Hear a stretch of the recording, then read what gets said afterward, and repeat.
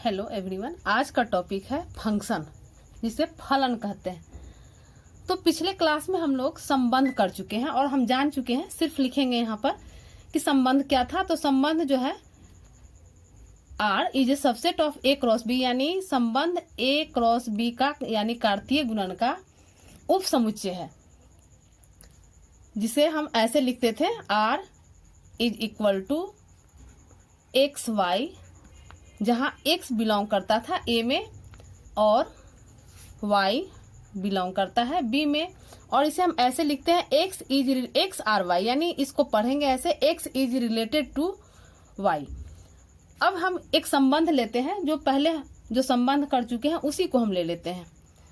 पिछले कक्षा में जो किए थे, ये A है तो अजय लिए, B विनय, और फिर B तो भानु।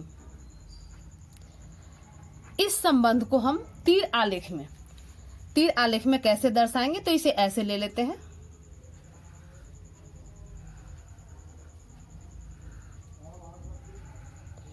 चूंकि हम पीछे सेम इसलिए ले रहे हैं कि समझने में इजी होगा, पीछे कर चुके हैं इसे। ए बी और यहां पर लेंगे अजय, विनय, भानु, और यहां पर था चांद। चूंकि नाम का पहला अक्षर, तो यहां अजय तो यहां ए से यह रिलेटेड था, विनय तो बी से रिलेटेड था, और विनय भानु तो ये भी बी से रिलेटेड, और चांद का नहीं था। अब हम इस तीर आलेख को इसलिए लिए कि यहाँ हम जाने कि आखिर ए बी को क्या कहेंगे, और इधर जो अवयव है, यानी यहाँ अवयव है अजय, विनय, भानु, चांद, तो इसको क्या कहेंगे। तो ये जो इधर है इसे हम कहेंगे प्रतिबिंब, यानी ए का प्रतिबिंब अजय हो गया, बी का प्रतिबिंब विनय भी हुआ, और बी का प्रतिबिंब भानु भी हुआ। तो ये मान लेते हैं ये ए है और बी है, तो ए का अवयव यह कहलाता है पूर्व प्रतिबिंब या पाक प्रतिबिंब। इसको कहेंगे प्राक प्रतिबिंब या पूर्व प्रतिबिंब। ये जो अवयव आया, और इसको कहेंगे प्रतिबिंब। इसमें जो अवयव है इसमें इसे प्रतिबिंब कहेंगे। अब यहाँ पर जानिए रिलेशन में क्या होता है कि रिलेशन में एक अवयव का एक प्रतिबिंब दो भी हो सकता है, तीन भी हो सकता है, लेकिन यही अगर हम फलन में जाएंगे तो एक अवयव का एक ही प्रतिबिंब होगा। इस चीज को ध्यान देंगे। तो हम लोग ये जाने, ये हो गया, ये ए का प्रतिबिंब अजय, बी का प्रतिबिंब विनय, यानी पहला जो है यह पूर्व प्रतिबिंब हो गया और इसका ये प्रतिबिंब हुआ। दूसरा युग्म यानी क्रमित युग्म का दूसरा अवयव जो है पहले अवयव का प्रतिबिंब होता है। अब रिलेशन में इतना जान लेने के बाद अब हम लोग फलन जाने कि फलन है क्या। तो देखिए फलन, समुच्चय ए से समुच्चय बी का संबंध की बात आ गई, इसीलिए पहले हम संबंध बताएं। समुच्चय ए से समुच्चय बी का संबंध f एक फलन कहलाता है यदि समुच्चय ए के प्रत्येक अवयव का समुच्चय बी में एक और केवल एक प्रतिबिंब होता है। यानी यहाँ पर रिलेशन में दो प्रतिबिंब हो सकता है, लेकिन फलन में एक समुच्चय ए का एक और केवल एक ही प्रतिबिंब बी में होगा। जैसे में एक उदाहरण ले लेते हैं, मान लेते हैं तीर आलेख में ही इसे दर्शाते हैं। इसमें ए बी सी डी, और इसमें ले लेते हैं 1 2 3 4, दो समुच्चय ले लिए। ए से बी में है ये फलन, तो ए का प्रतिबिंब मान लेते हैं 1 है, बी का प्रतिबिंब 2 है, सी का प्रतिबिंब भी 2 ले लिए, और डी का प्रतिबिंब 3 ले लिए। अब यहाँ ध्यान देंगे, यहाँ पर क्या है कि एक का दो प्रतिबिंब बन रहा है, लेकिन यहाँ हम ऐसा एग्जाम्पल लिए हैं कि 2 का एक प्रतिबिंब, ए का 2 प्रतिबिंब। यहाँ पर क्लियर है, ए के प्रत्येक अवयव का समुच्चय बी में एक और केवल एक प्रतिबिंब, यानी एक का एक हो सकता है, दो का एक ही प्रतिबिंब हो सकता है, लेकिन एक का दो नहीं होगा। यहाँ पर हमेशा बच्चों को कंफ्यूजन हो जाता है रिलेशन और फलन में, कि रिलेशन में कुछ भी हो सकता है, एक का दो तीन प्रतिबिंब हो सकता है, लेकिन इसमें दो का एक प्रतिबिंब हो सकता है, तीन का एक हो सकता है, लेकिन एक का दो प्रतिबिंब नहीं होगा। यहाँ पर हम लोग इसे हम ध्यान देंगे। अब इसमें फलन होने के लिए हम लोग ये ध्यान देंगे कि ए अरिक्त समुच्चय हो, ए अरिक्त समुच्चय हो, बी भी अरिक्त समुच्चय हो, ये बी भी अरिक्त समुच्चय हो।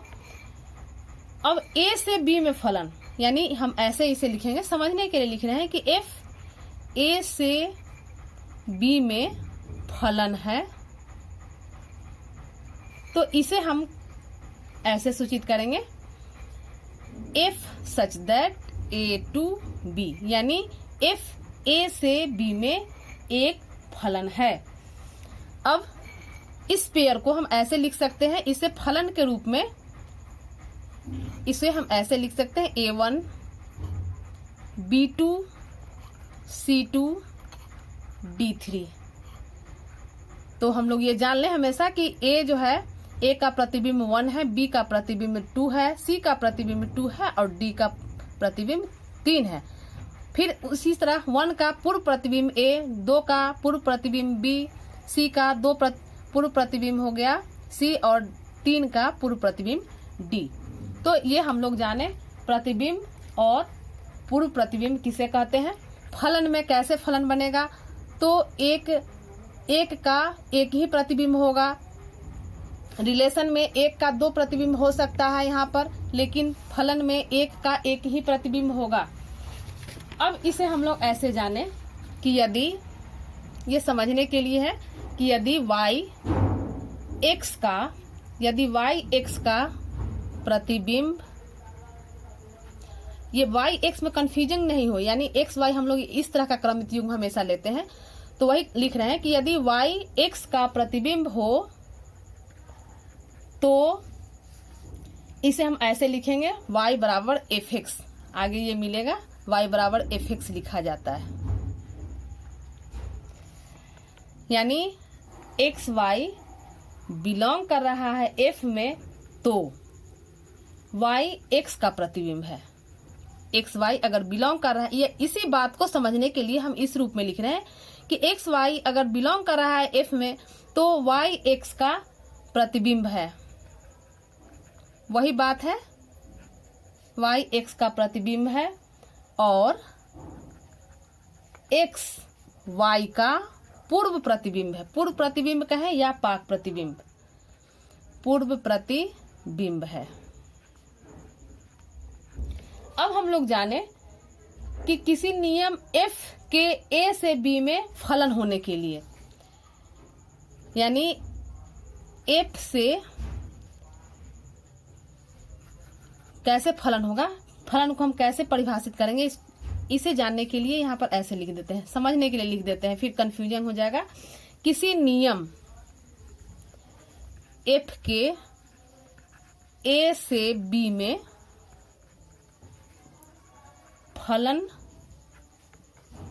फलन होने के लिए क्या क्या शर्त है, तो पहला होना चाहिए कि a और b अरिक्त, चूंकि पहले भी यह बात लिख चुके हैं, a और b क्या है, समुच्चय है, a और b अरिक्त समुच्चय होना चाहिए, a और b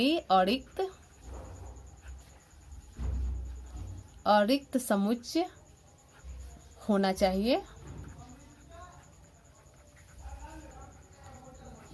दूसरा पॉइंट होगा कि a के प्रत्येक अवयव का, a के प्रत्येक अवयव का b में, a के प्रत्येक अवयव का f के अधीन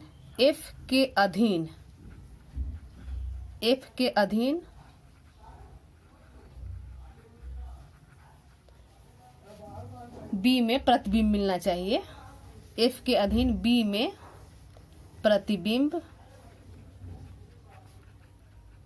मिलना चाहिए। और तीसरा पॉइंट याद रखेंगे कि ए के किसी अवयव का प्रतिबिंब ए के किसी अवयव का ए के किसी अवयव का प्रतिबिंब बी में एक से अधिक नहीं होना चाहिए। एक से अधिक नहीं होना चाहिए। यानी किसी फंक्शन को परिभाषित होने के लिए ये 3 पॉइंट आवश्यक है। अब किसी फलन का प्रांत, सहप्रांत और परिसर कैसे ज्ञात करेंगे? तो मान लेते हैं, माना कि फंक्शन f a से b में एक फलन है। ये हम बता चुके हैं, a से b में एक फलन है। इसको हम लोग ऐसे लिखते हैं f such that a to b। ये इतना मैथमेटिकल फॉर्म में लिख देंगे तो यही हो जाता है कि फलन a से b में, यानी फंक्शन a से b में एक फलन है। तो प्रांत में क्या होगा, यहाँ पर लिखते हैं, यहाँ प्रांत, परिसर और फलन यहाँ पर लिख देते हैं। प्रांत, परिसर और सहप्रांत कैसे ज्ञात करेंगे, क्या फलन का क्या होगा, यह लिख रहे हैं। तो ये ऐसे कर दें। पहला इसका पॉइंट हो जाएगा कि ए के फलन को एफ का प्रांत कहते हैं। यानी जो ए हमारा होगा, यानी पूर्ण प्रतिबिंब होगा, वह प्रांत हो जाएगा, एफ का प्रांत कहते हैं।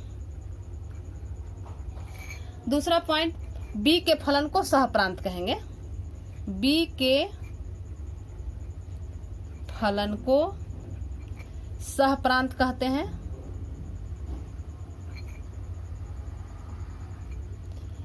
और तीसरा, ए के सभी अवयवों के प्रतिबिंब को एफ का परिसर कहते हैं। ए के सभी अवयवों के प्रतिबिंब को एफ का परिसर कहते हैं। एफ का परिसर कहते हैं। अब हम एक एग्जाम्पल ले लेते हैं इसे समझने के लिए। एग्जाम्पल से क्लियर हो जाएगा। जैसे यहां पर ए बराबर ले लेते हैं 1 2 3 4 और बी बराबर 5 6 7 8। एफ दिया है 1 5 1 5 2 5 3 6 और 4 7। इसे हम तीर आरेख में ऐसे देखते हैं, ऐसे लेते हैं। एक, इसमें ए का, ये समुच्चय ए का है। 1 2 3 4 समुच्चय ए के अवयव को लिखते हैं और इसमें समुच्चय बी के अवयव को लिखते हैं 5 6 7 8। 1 5 यानी 1 का 5 के साथ है। फिर 2 5 यानी 2 का प्रतिबिंब 5 है।